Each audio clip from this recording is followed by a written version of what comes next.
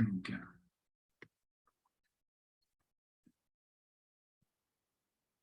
Hello, everyone. My name is Madit Yel, and welcome to our episode of Leaders in Focus podcast. My guest today is David Makuei Mach. He's an entrepreneur, educator, and IT professional based in North America here in the U.S. Welcome to our podcast, David. Thank you so much for welcoming me, dear. You're welcome. You're welcome. Thank you for taking the time out of your weekend. We wanted to welcome you to the program. I've heard a lot of great things about yourself as an individual, but also as a professional.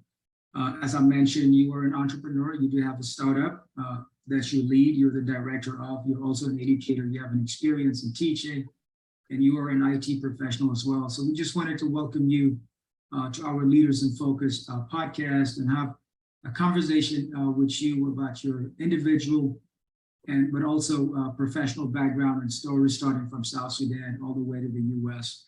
So if you don't mind, if you could introduce yourself to our audience about who David is, and then we'll just take it from there. Okay, thank you, Madit. I would like to introduce myself as David Makuei Mach. Sometime I go by the name David Madir.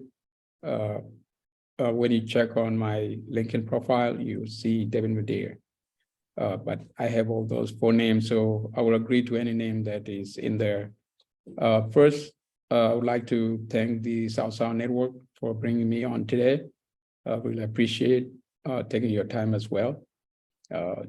Just briefly, I came to America in 2001.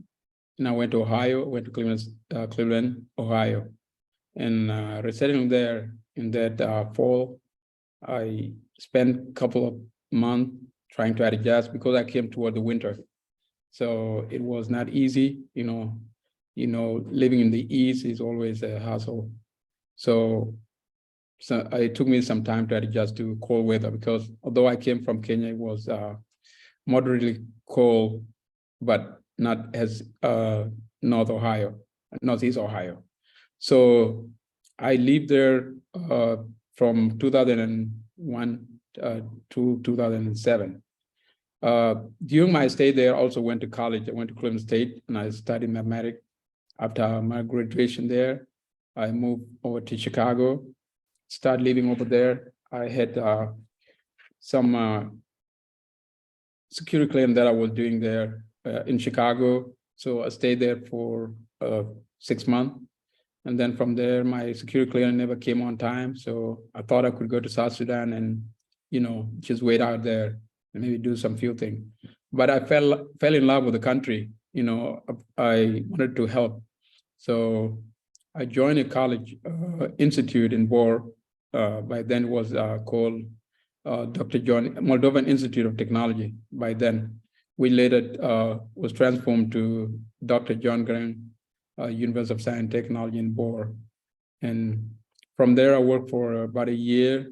And then the school was taken over by the government, and the Moldovan were asked to leave. So I lost my job there because the employees were brought from Khartoum, basically by the administration of the school. So I left. I came to Nairobi, hang out for a couple of weeks, and then ran into a Kenyan banker there in Nairobi. And then he asked me to go back to Juba and work with him. So I took that opportunity. I came back to Juba, then started working with Kenya Commercial Bank. So I was there for 3 years. I worked in Juba. I went for banking training at South Sudan Central Bank Training College. It is in Juba there. So I did my training and then I was deployed to Bor. We started up a branch there, KCB branch. I worked there as in operation, did Western Union operation. With my IT background, I was dynamic. I was used a different role. I work as a tailor. I work as account manager. I work as a back office in charge. So I did a lot of role. After 3 years, I there were a lot of change that I wanted to see in KCB South Sudan. The KCB South Sudan wasn't run exactly like the way KCB was run in Nairobi or in Kenya. It was run differently, and I wasn't happy with the way it was being run. Basically, it was not benefiting the local, and no one was saying anything. So I told them, as the administration, the CEO, the managing director, to refocus the vision of the bank and align it to how it is being operated in Kenya. So they didn't like it. So I tendered in my resignation and I left, because I did not see any future there, and I did not see it helping South Sudanese, either employee or customers. They were not going to benefit from the product that they were trying to gear up to sell to our people. So I took a resignation stand, then I left. From there, I went around and did some few things. I had a little business that I was running, a printing business that I was running in Bor. And so I went back and started working on it, and had a branch in Juba. But the one in Bor was had a stronger foothold, so I was mostly between Bor and Juba. And from there, the 2013 war broke out, and all my machines in Bor were destroyed, and some of them were looted. So I came to Juba and looked at what I had. I didn't have much in Juba because the big president was on Bor, and what I had in Juba could not further sustain the business. So I looked for another job. I got a job with Ivory Bank. And then I was employed as an assistant manager for business development and marketing. So I went across the country. I sold the product of the bank. I set up a lot of branches across the country, visit different state capital, setting up the branch, creating a network between the UN payment charter with the bank and their employee in the field. I spearheaded that, and the bank took momentum and began to have a footprint across the country. I went to places like the most notable would be Rumbek, whereby KCB was the dominant factor there. So when I went there, we initiated strategies to bring a local bank to forefront instead of depending largely on a foreign bank that had no vision for the local. So Ivory Bank took over there and eventually led to KCB fleeing, and Ivory Bank became the prepared bank in the area. Other places like Reng had the footprint of the Ivory Bank, and I just expanded on the vision, and the bank became strong. And I toured some places that Ivory Bank didn't exist, like Nimili, Tori. We set up branches there. I brought one branch to Bor, and that is how I work with the Ivory Bank. It took me about a year and a couple of months to establish the whole thing. And then I had to leave because my mom was really sick and I needed to take care of her. So I took another leave to come to America to be able to process treatment. Unfortunately, the sickness was severe, so it took about 3 years, and she let her pass on in 2020. So sorry for your loss. Yeah, thank you. So when I came back to America, that was 2016. So I went to Chicago, settled there, went to college during that crisis, during that crisis of my mother's sickness. So it interfered a lot with my studies. So I was going to Northeastern for graduate studies, and I also had other courses that I was taking at Northwestern. It's a prestigious school in northern suburb of Chicago.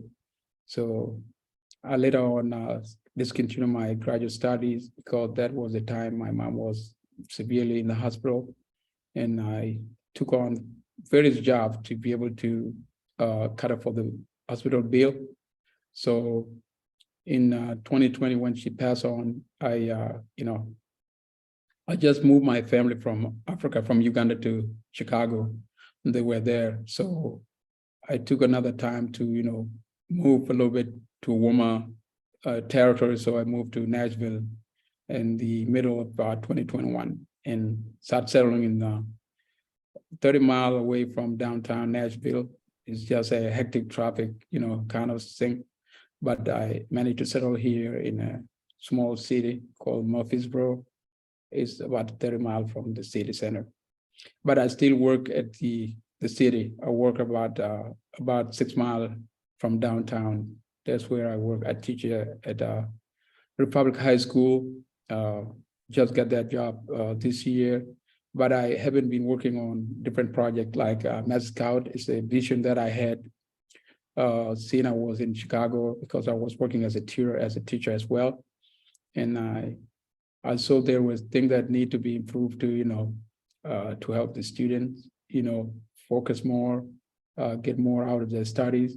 And tutoring would actually give them leeway to be able to pass exam, to be able to have a job opportunity, be able to learn different skills that they need to to make their life comfortable or more affordable. So I introduced these projects of Math Scout Tutoring, and I went ahead and developed this project. This project now is initial starting, and the website has been launched. Other staffs are on the way, and working as a director and operation as well. There are other people on board, but mostly everything run through me. That's all about me. It has long, I've explained it in a long way, but which was shorter. Yeah, no, that's okay.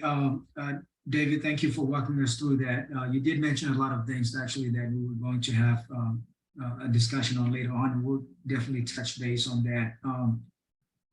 David, if you can walk us through, it seems like you had a great, at the same time, a challenging experience returning back home, obviously with the passage of your mom, and we sorry to hear about that.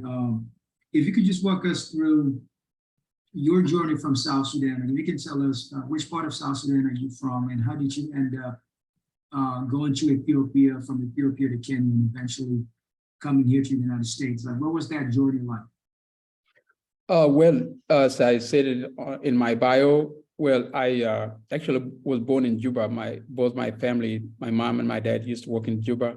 So all of us were born in Juba. My elder brother, who died during the war, he was in the army. He was in Tiger. It was actually with Salva Kiir. So that was our firstborn. He got killed in Longwe, a popular place for SPLA. That's where Kiir was stationed mostly. So we were all born in Juba, but during Kokora, my dad, packed the whole family up. We had cows, we had cattle. So we had to move to Bor, a place that we didn't know at the time. That was around in 1982. So we came to Bor and we stayed there. And in 1983, the war broke out, like the SPLA. So we didn't live longer in Bor City. We just were in the village. And it took us 4 years to stay around there before we were moved out to, like me and my age mate at the time, where, there was something called Kacha, and also the Red Army, so they were mobilized by General Kwame Nyang, and we were ordered to go to Ethiopia. So we left, I remember, as I was told, that time was November or either October. So we moved by foot. It was not hard for me because the gateway to Ethiopia started from my village of Anyidi. So I went to Anyidi. That's where the parade was being conducted, and all the children coming from across the river from Bargadal, especially mostly from Awil. There were a lot of them in Anyidi. And so we went there, we gathered, and we were told to leave. So by then, the one who was in charge was General Ivory Bank. He was later, died in, 2004, 2005, or something like that. So he was the one in charge, and another First Lieutenant Makuei, who is another general right now. I think he's in Rumbek. I met him in Rumbek in 2014, I think. So he was First Lieutenant, and he was the one that they were the one in charge of us. So we trekked from Anyedi through Werminded, through Jagir, through Majabol. We came to Gumruk. We went from Gumruk to Pibor, from Pibor to Kongkong, then from Kongkong to Pachala, and then from Pachala there, we went to border of Ethiopia and South Sudan. Is actually around Pachala there, but by then it was like very far. It was somewhere around Nyum, and then it's close to Peñedo. So we started living in Peñedo as we were clustered in like boomers, So like my boomer, I come from Pale and Anyedi area. So we had a leader of that, that boomer. So we were, put together, and after a while, I think there was the one who was in charge. They began to, mix people up, like the kid from Baragazal, some few from Nuer, we were mixed up together, and then the group were formed. So there was. I remember the first group that was formed was Group 1, and I remember the people who were taken to Group 1 from my Payam were the people who were troublemakers. So yeah, because those who refused to work, they were the ones. They were the casualty. They were deployed there, and later on, I was taken to Group 7.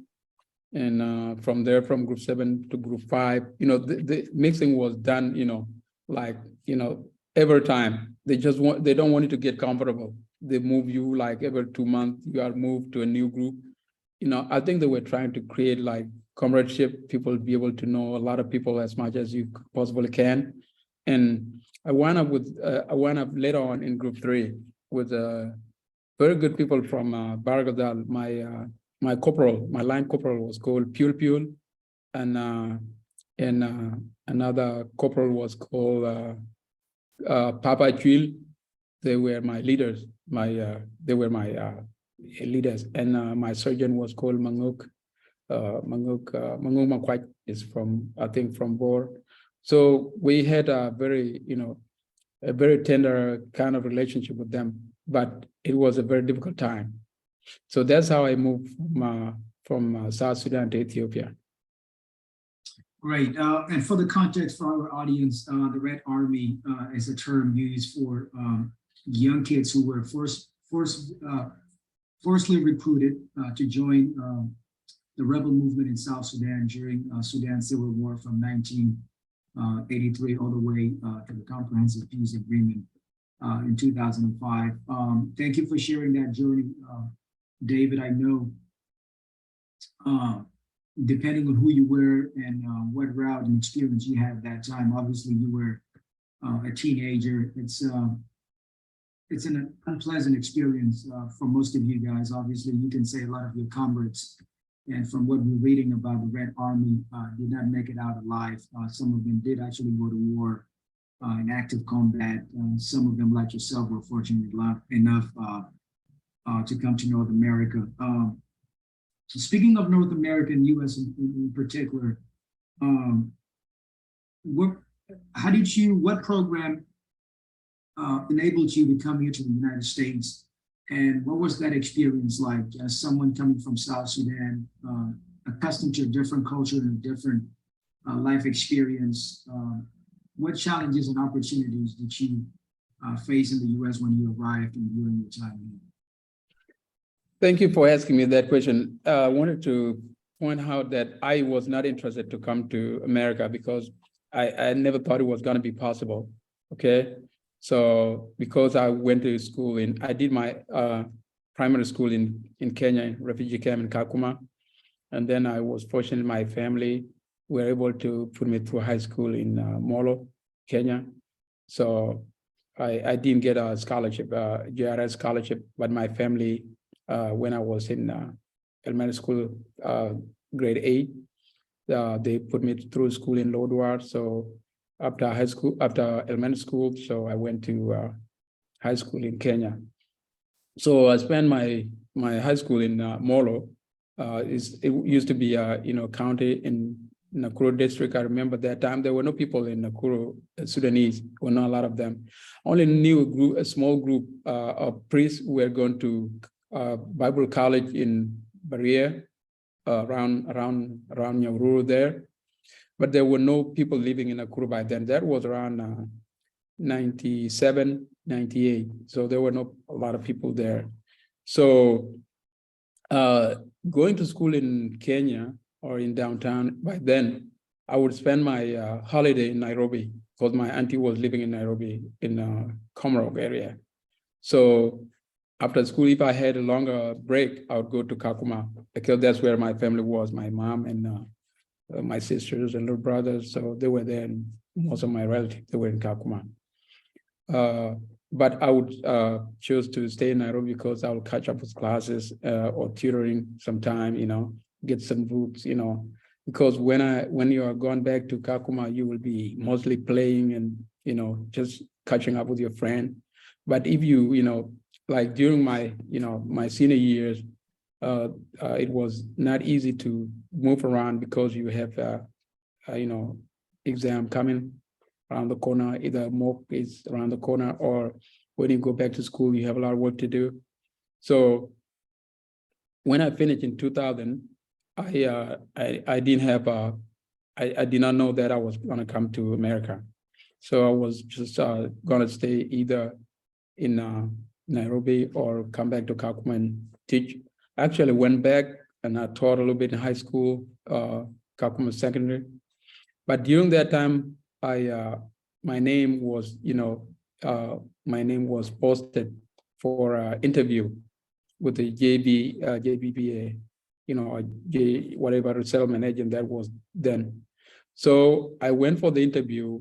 So I did both the JBBA medical exam in 1 week because it was really quick.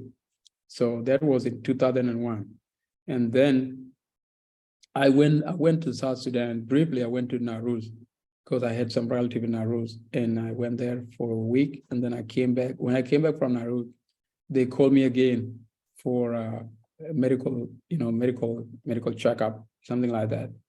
And so that how fast it was going, and little did I know that around September, because I was doing all this process between August and September.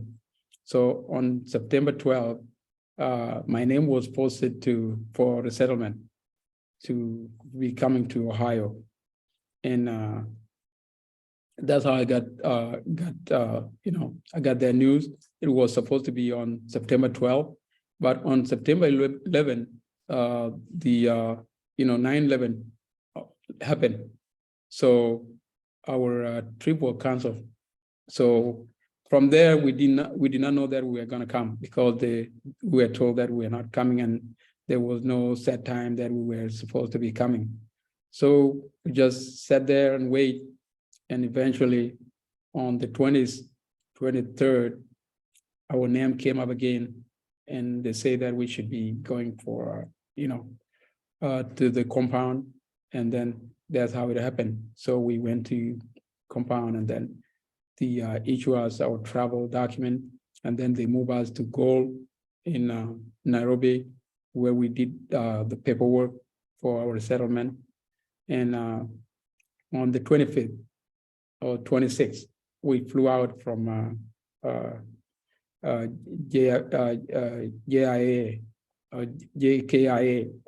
Jomo Kenyatta International Airport. And then we came to New York. We landed at JFK, and then we spent a night there. The next day, we were taken to LaGuardia.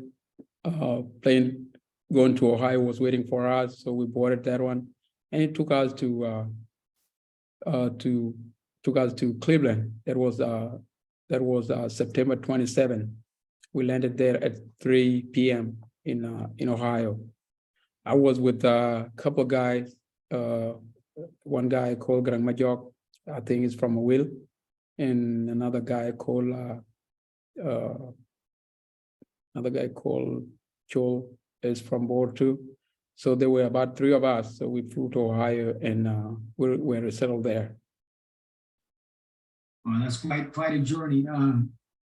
I was laughing a little bit when you mentioned that you didn't want to come to the U.S. and it goes back to the saying that when you don't want something, that when it comes to you, right? Yes. And it seems like you were having a good time there. You did get an opportunity to go to school, finish your high school there in Kenya, but also go back and teach at Kakuma refugee camp, which must have been a great experience giving back to the refugee children in the camp. Coming to the U.S., you know, like when you came from South Sudan, that's a different environment. You speak a different language and a different culture. Did you experience any cultural shock, and what were some of those challenges arriving here in the U.S.? Yes, I actually was kind of a little bit exposed to what was going on in America when I was in high school, because we used to watch the movies about America. And but I didn't, you know, I never expected some few stuff, you know, like, for example, I knew America was a country of cowboys. You know, we used to watch cowboys movie late in the night, you know, and when I came, you know, it was totally different. You know, the first thing that threw me off was the weather. The weather was brutal, you know, and I thought it was just like Africa, you know, you can wear a light jacket and you can make it through. But when you come to Ohio, it is a different story. It is pretty cold, especially when you come during winter. And toward the fall, that's when I came in September, it was not easy. So it threw me off. And also, we were received by Catholic charity in Ohio, and we were hospitality. You know, the hospitality was really high. The accorded us a lot of good gesture. We were welcome. We were given our apartment with bed, everything, mattresses, you know, and we had a different life. That was the change of life, because, you know, like, you know, you don't have a lot of possession in Africa, but when you come to America, you begin to accumulate a lot of things, a lot of unnecessary things that you never had, and you begin to, you know, not use them at all, you know. Like in Africa, you can have like 2 pair of pants and 1 shoes and a couple of shirts, and that's enough. But in America, you can wear like 1 shirt once in a very long time. And we had a lot of donations, shoes, clothes, you know, we did not even have to buy them, you know, because they were just being brought to us. So that was really great. And the few things that weren't great were the, you know, were pick on by kid, you know, little kid. They thought we were their age mate. They didn't know that we had lived longer enough. We have seen a lot. And, you know, sometimes some people will look at you, and like the kid that were coming to visit us, I remember one of the guy we were staying together, a little white kid came to him and tried to scratch off the dirt. He thought the skin was the dirt, you know. Yeah. So, and he thought that the guy doesn't take shower, and the guy told him, no, I do take shower, it's just my skin. Say, how come your skin is so dark? And say, I don't know. So these were the few things that, you know, like if it was not a kid and an older guy was doing that, it would have been really a disaster, you know. But because he was a kid, he thought this child knew that everyone is supposed to have the same skin as him. And that was not the case, unfortunately. Yeah, no, that's interesting. The weather is always something that a lot of South Sudanese who came to the U.S. for the first time mentioned, as you said, you know, in our country, we only have 2 seasons. That's the wet season when it rains, and the dry season, that's when it's not raining, and it's during the summer. And to come here and see snow, and especially the place that you were in, Ohio, right? I mean, I can imagine negative temperature plus snow, and the fact that you came close to winter. But you went through it. David, want to speak more about your education journey. Education is something that I value a lot, not just for the knowledge that it gives you and the skills you can accumulate and the opportunity to explore yourself as an individual, but also the fact that where I come from, and especially my immediate family, a lot of my family members did not have an opportunity to seek education when they were growing up, being born in South Sudan, and something that makes me value education a lot, and I'm sure you can relate to that as a South Sudanese. What education opportunities were you exposed to here in the U.S., and how did you take advantage of them? If you can walk us through that journey. Oh, thank you for asking me that question. Actually, coming from Kenya with high school diploma, I was aware of where to go in terms of education. I knew that I would be going to college, and what I would do in college, was something that I already knew. Either I would become a chemical engineer, or I become a mathematician, or I become a computer science engineer. So I had those one in mind, and I started out with the chemistry and math, and eventually, I ran out of courses in chemistry, and I began to have more classes in math. So I continued with math, and that's how I found myself getting a degree in pure and applied math. So basically, it came from my family that has supported me largely, and being like one of the boys that survived during those times. We lost my elder brother during the war. My dad also died in the hand of the Arabs, so he was beaten, and he later died because they thought he was SPLA. He was beaten in the current Malwalchat, Popular Malwalchat garrison that both Carbino Kwanyin and Aliar Mangadit shot the first bullet. So my dad was passing by, going to the cattle camp, and they were waylaid by the Arab soldiers, and they were caught, and they wanted to beat the other people, but my dad said, no, don't beat them. If there's anything, you can beat me. And so they beat him, they tortured him, and later on left him almost lifeless. He was later collected, taken home, from where he continued to stay ill until he died. It was 1 year before we left for Ethiopia. That was in 1986. That's when he passed on. But my dad had a vision, because he was angry with himself, because when he was little, he had an option to go to school, but his mother was not in the mood to let him go to school, because he was the elder boy among a lot of girls. My dad had about 6 sisters or 7 sisters, and one brother. So my grandmother, she was very hard on him. He doesn't want him to go to school, but my grandfather wanted him to go to school. Because my grandfather he went to town and he knew a couple of things. So wanted my dad to go to school, but my dad, collaborated with his mother, and he discontinued school. And we had a very good school in the area by then, Malek. That's where a lot of leaders went to. My dad had an opportunity to go there, but because his mother refused him to go there, so he stayed behind. And eventually, when he got married, and he married off all his cows and had nothing in hand, now he had to go to town to go and look for a job, and that's how we wound up being born in Juba. So when we were growing up, we knew that education is very important, and whoever has the opportunity, you have to take that opportunity. My 2 sisters are both nurses. They're registered nurses. One is here in North America, other one is in South Sudan. So, and my other brothers, we have one, we have one mechanic and one engineer, from my stepmother.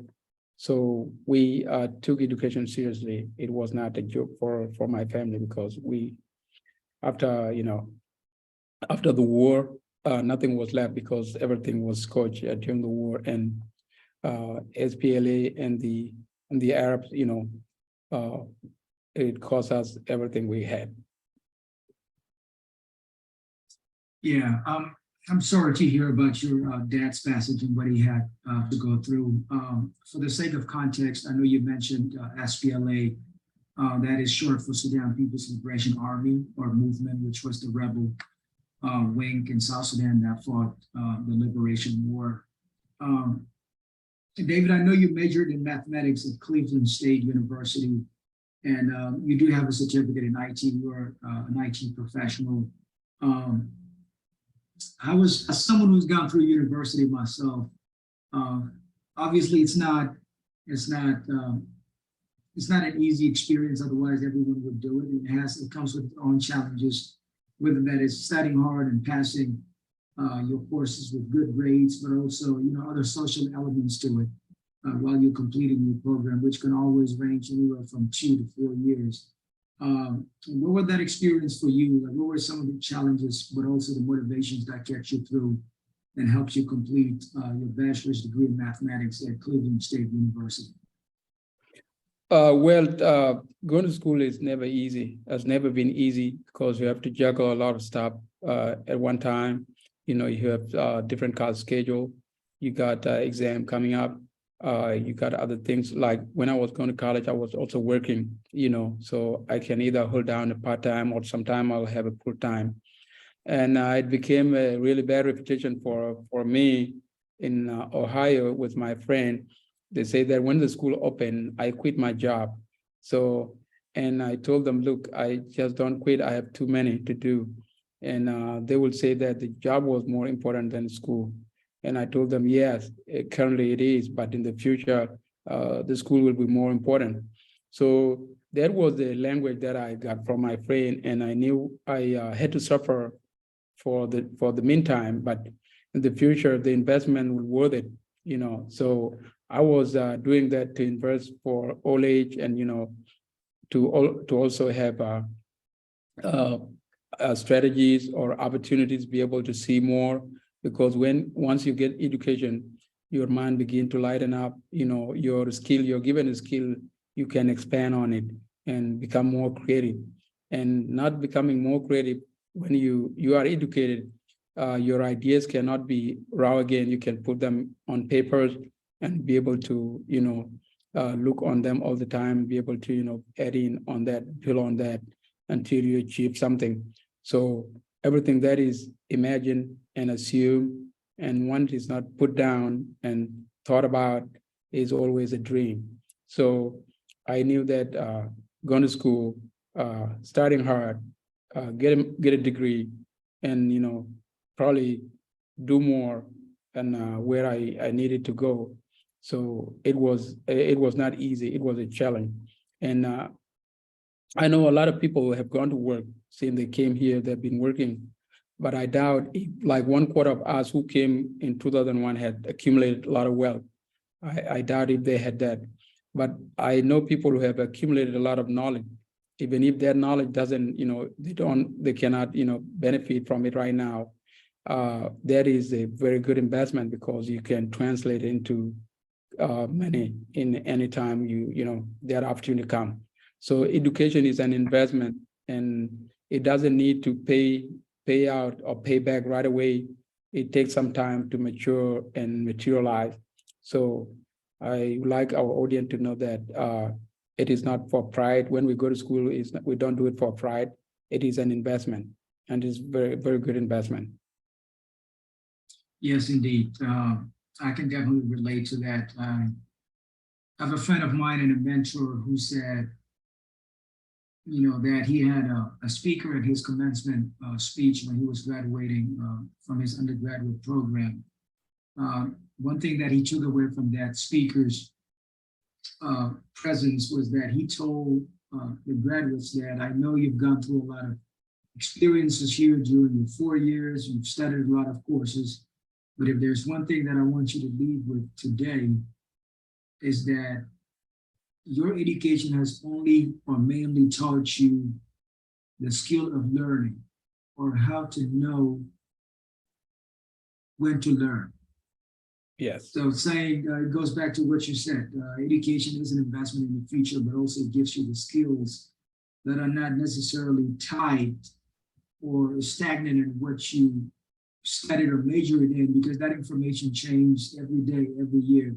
What you studied today or what you graduated on may not be relevant going forward, but it's the ability or the mindset that you need to continuously be learning. That is the main element or the main advantage of education. But thank you for sharing that, and I'm happy that you were able to accomplish your parents and especially your dad's aspirations for education, and so did other of your siblings that you mentioned.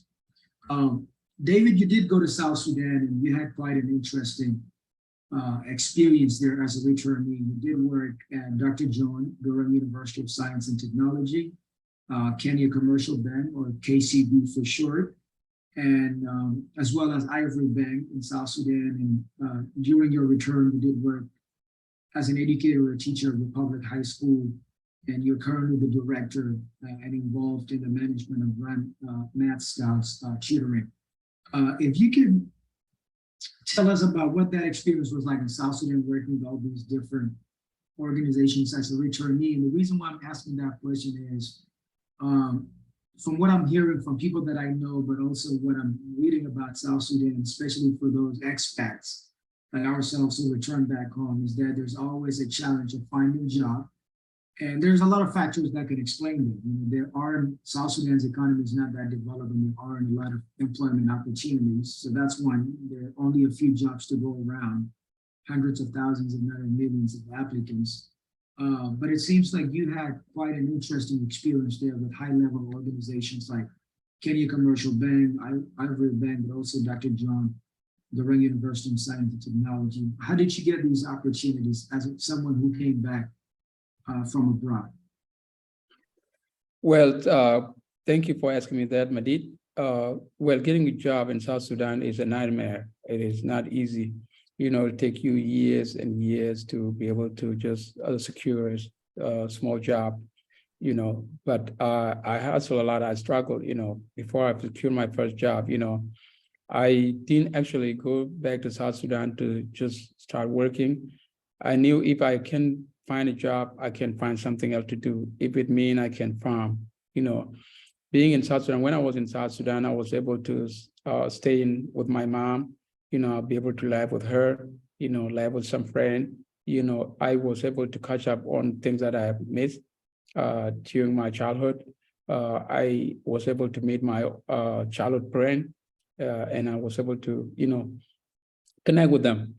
But coming back to being an educated person, someone with a degree, just go back to the village and start laughing around. At the end of the day, you come back home and you need to present something. What have you been learning all this time? There has to be a tangible product for people to see.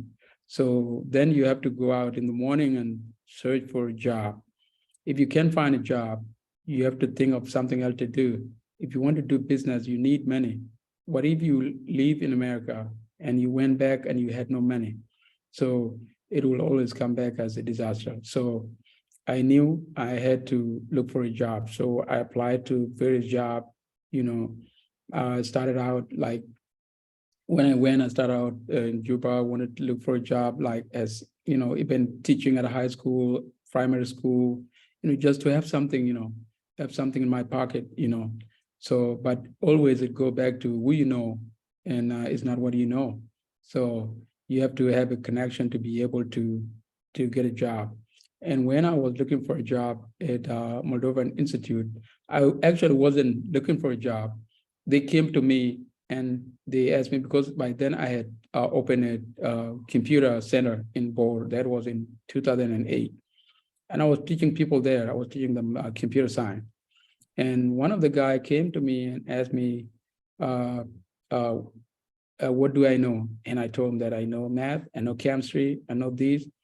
And then he say, okay, what if I talk to some people? Would you be able to take a job? I say, yes, I would be willing to take a job. And then I was brought to school and I talked to the director.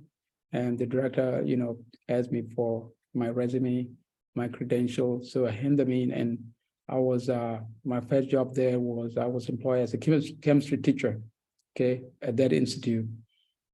it was not a lot of money, but it was a lot of money by then, because 1,200 Sudanese pound in 2008, 2009 was a lot of money.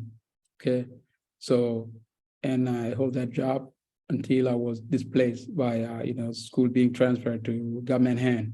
And once something goes into government hand, the future of that institution is always at risk, because our people don't know how to manage their stuff, their institution, either financial institution, educational institution, hospital, clinic, name it, so they always, try to, get rich at one time. They don't know how to develop and grow that little resources they got.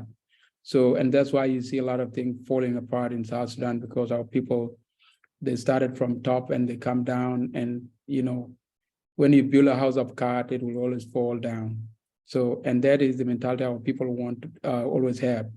If they want to start a business, they want to start with $100,000, and that $100,000 business will collapse, because you just started with $100,000. You will be complaining. You have already projected $100,000 would bring you $10,000 a month, and that is an assumption. Okay, it's better to grow something from little, and then if you go bankrupt, then you haven't lost a lot. But if you start with a lot and you go bankrupt, then you go crazy. So I secured those jobs because I try to network. I put in my educational skill. Once I get the opportunity to present myself, I will do my best to make sure that I secure that job. So it's not a joke, First, you have to have an opportunity to secure an interview.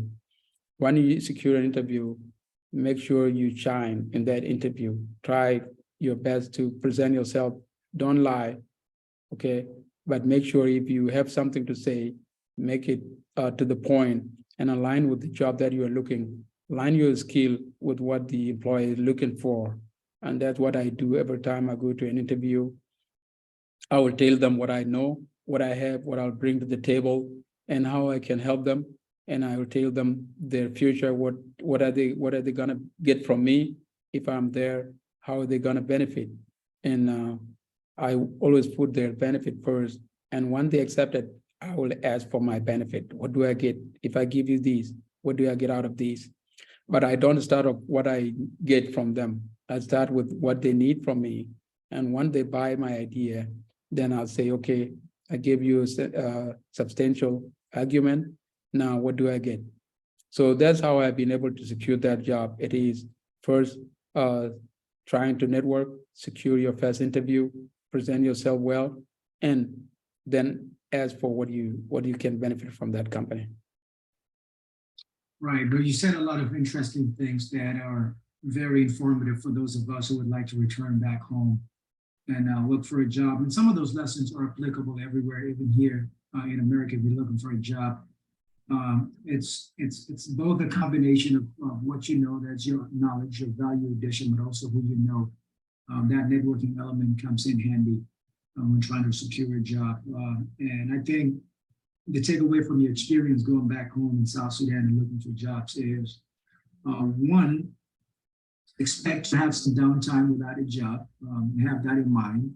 And two, you will have to consider other options, right? If you don't find a job or there are no jobs available, you'll be willing to put on your entrepreneurial hat and go out there and do something for yourself. And that's initially what you did, right? Opening up a computer training center in Bor, but also, teaching on some of the local schools there, including University of Science and Technology of Dr. John Goran.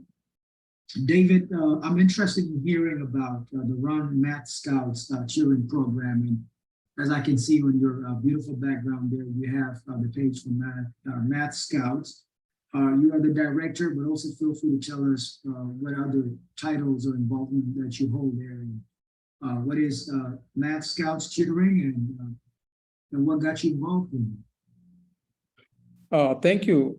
Math Scout is an idea that I envisioned in 2019 when I was in Chicago. I used to do tutoring high school, colleges, in various subjects. I tutor computer science, I tutor in math, and I thought of an idea whereby we can have a platform, which is not only a platform, but a marketplace for education, whereby an intellectual who doesn't have a job can and has that knowledge, he has good knowledge in that field, then that person can come to this market, create his account, log in there, and advertise himself there. So what that person does is that just registering and choose the course that to be teaching. You have to have a couple of options. Either if students that are in your area wanted to be tutored in person, then you have a in-person tutoring. Or if you want to do it online, you can also choose the online option. Or if you want to do hybrid, that means you can either be online when you choose, or you can still meet if you want to. So being a director of Math Scout, I have developed different products with my team, and those products include like a couple of dashboard. There is a dashboard for a student. Like if a student register there, they will have their own dashboard to manage their schedule, manage the courses that they are taking, okay, to manage their payment. This is a low payment, you don't have to pay a lot. Okay, so you can choose your favorite teacher which was ranked highly in that field. If you are struggling in one area, then you go and choose the teacher that is rated highly, because a 5-star or 4-star teacher, and you take that one. You can have a booking trial. You can try that teacher. If you don't like it, you just try it first, and then you can switch to another teacher later. Okay, and there are teachers on the platform. It is a marketing platform. If you are a teacher and you register, you don't pay anything, and nothing is taken from your money. You set your own price, okay, your own rate. You want to charge $20 an hour to meet a student, that is your rate. Math Scout is not going to take anything because that's your rate, okay? And then if you are a student, then you just pay that amount, okay? And interest, that's it. So for example, like taxes, then you add it to $20. So that would be how much you pay. So it is a way to help our community, people, South Sudanese communities here, because I know a lot of families are struggling with the bill. They need to pay rent, they need to pay car leases, car payment, insurance, everything, So phone bill, internet, it is a lot of bill to pay. And if your kid is struggling, you will have no much left to be able to pay for tutoring. So I thought that this platform would help out. So if a family is struggling and they wanted tutoring, they can arrange that, and I can sit down with my staff, and we can find a way to find funding for that kid to be able to be on the platform. But the kid has to register first he has to take his first class or second class. And then if he still have opportunity, wanted to learn more and doesn't have enough fund, we can find a funding for that kid. We are working on that now, and that kid can attend that classes without paying a lot, or can be paying nothing at all. So that is basically, that's what I do. And for the teachers, the teachers also will be more flexible, okay? Like for example, if you have another job, you don't want to be a teacher, you can be a tutor. You can tutor like once a week or twice a week. Now you are making money on the side of your other job. And for example, if you are, you are a PhD holder and you are driving Uber, so it is better to sit down and make money, because that's what that skill is all about. You got that skill to reduce your time to be with your kid, be with your family, and use little time to make money. I got this story from a book I read sometime when I graduated. Is a lady and her husband bought me a book and gave it to me, and it was entrepreneurial book. It was written by the owner of Philadelphia 76ers. Pat Clark wrote that book. I read that book in 2016, 2017. And I still have that book in my library now in Juba. It said there was a guy, a technician, who was called in to come and fix a microwave.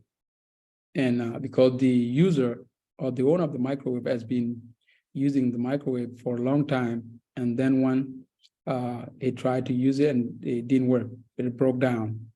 So he was so frustrated and wanted to, either he buy one or he repaired that one. So he went with the option of repairing it. So he called in the technician to come and fix the microwave. So the technician came in and he came and look at it, look around and see where the fault was. And then it did not take him an hour. It just took him like 5 minutes to figure it out and, fix it.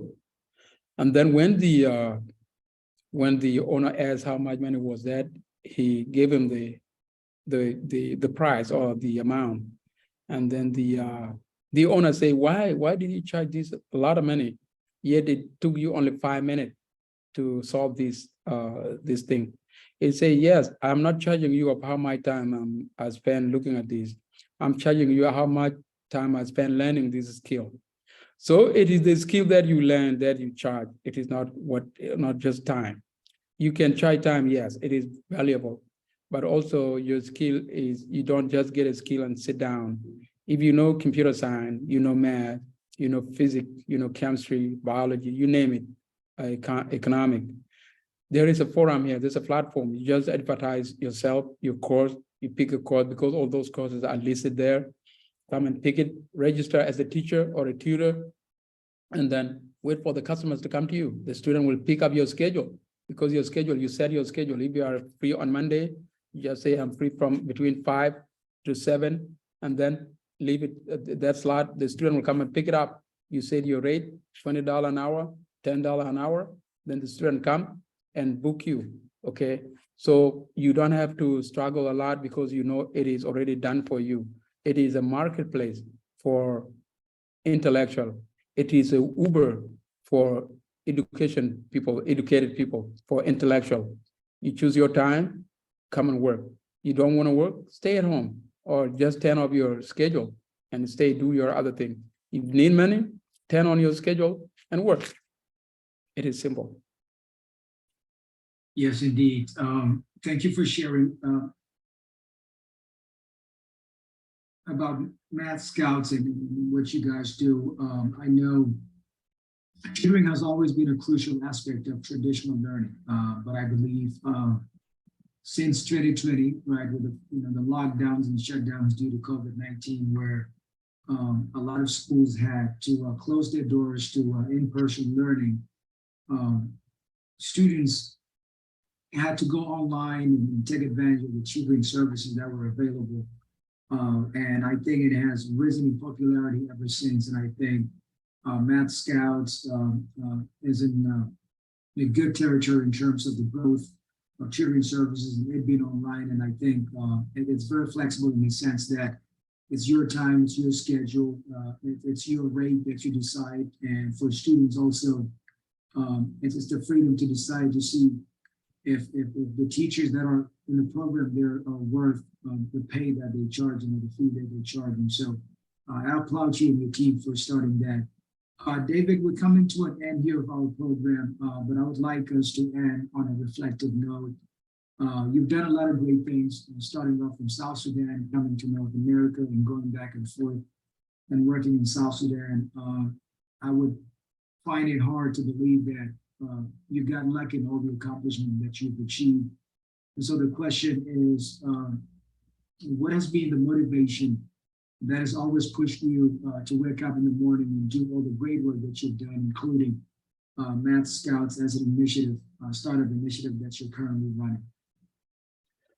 Yes, my motivation was, what would I leave when I die? What would I leave to my kid when I die? What would they talk about when I'm not here? What would they remember most about me?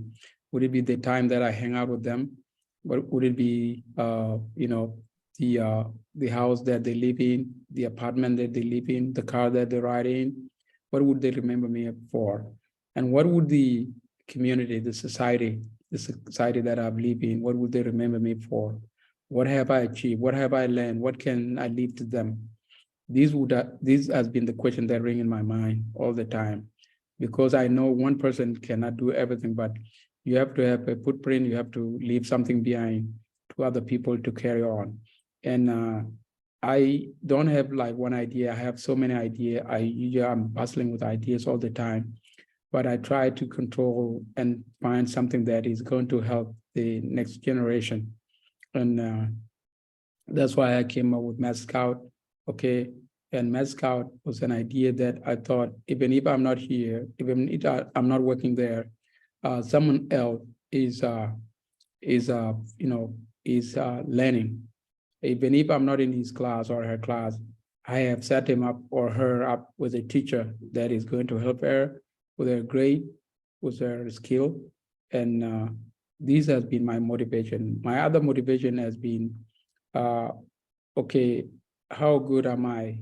How good am I that I'm, or how blessed am I that I'm still alive, because I've gone through a lot and I'm alive now. So if I'm still alive, what would be the, those people who went to Ethiopia with me, those who did not make it back, what would they feel like if I cannot help others? Because the people that they were supposed to help, are not getting help now. Okay. Because if they were still alive, they would have, helped other people that are not getting any help right now. So can I work on their behalf? Can I help in their behalf? And how do I do that? I have to create something that is multinational, something that can be used anywhere, something that is flexible, dynamic. You can be in Australia and learn from this platform. You can be in Australia and work on this platform and feed your family. You can be in Africa and work on this platform. There are doctors here from Kenya on this platform that are working here. There are doctors from Canada, from China that are working on this platform. You don't need to be a doctor to work on this platform. You can even be a college student with a strong grasp of calculus. You can register here. You can be a college student who is a senior in economics and wanted to share his knowledge and make some money on the side. You can register here. So this is, I'm challenging myself to make sure I bring something, a product to community that is not just one community, a global community that can benefit from here. It is a big vision, but I'm ready to roll it out. I'm ready to share with the world. And I want South Sudanese to be the first beneficiary. My other motivation is that, like, we use English a lot, and we have our own languages, and we are not learning them. That means our languages would be dead in the near future. We will forget about them, because on this show now we communicate in English, but we can still communicate in Dinka. But why are we doing that? But because our audience only, there will be people who will be listening from somewhere that doesn't know my language. What if I want to communicate something to my community in my language, because there are words that I cannot use in English, words that they cannot explain, or something that cannot be explained exactly in English. I can put it across exactly in my language. So Math Scout as a Dinka, as a subject on that platform. So if you want to learn Dinka, you can just log in there, create your account and choose Dinka. You'll find teachers there. They can teach you different version of Dinka. You can learn about culture. You can learn about the poetry of the Dinka. You can also learn about the proverbs. You can also learn about the mechanic, the certain structure. You can learn about the letters, the alphabet. You can learn a lot. So you can also do that to a Chinese language. It can be on this platform. Someone want to learn Chinese, they will learn it there under foreign languages.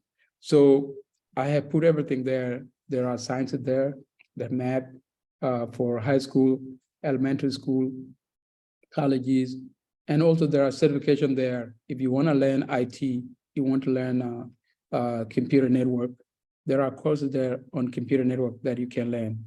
You want to learn security network or IT security, you can learn it there. There are courses there. You want to learn to assemble a computer, there are teachers there.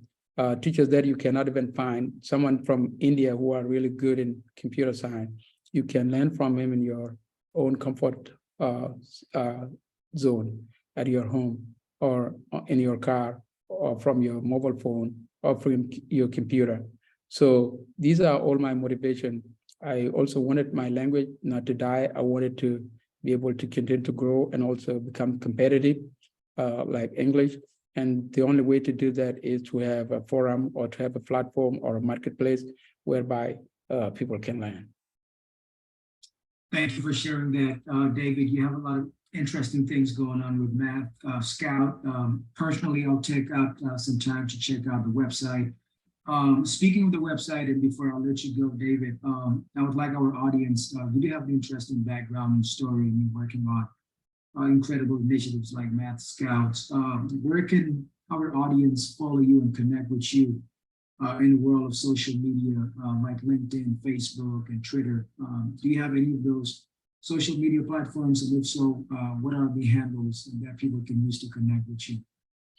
Okay, my handle is in Math Scout. You can go to Math Scout. Is www.mathscouttutors.com. So it is Math Scout and Tutor. The same T of Math Scout is the starting T for the tutors. And it is one word, type it in that way, and it will take you directly to the link. You'll find a cell phone there, phone number there. You'll find a link there to a Facebook link is on that website. Also, you can find you can also find a Twitter account link there. You can also sign in there. There is a link in to register or to sign up to follow, what is going on in Math Scout. So there are a lot of things. So if you go to the website, you'll be able to find the other link.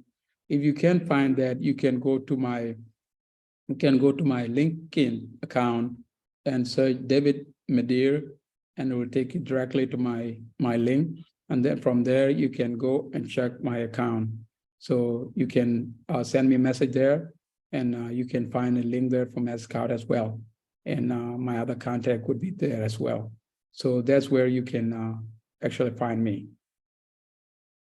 Great, thank you. And for our audience, I'll also put that name and the website for Math Scouts on the bio summary for this episode. David, thank you very much for taking the time. This has been a great conversation with you in another episode of Leaders in Focus podcast.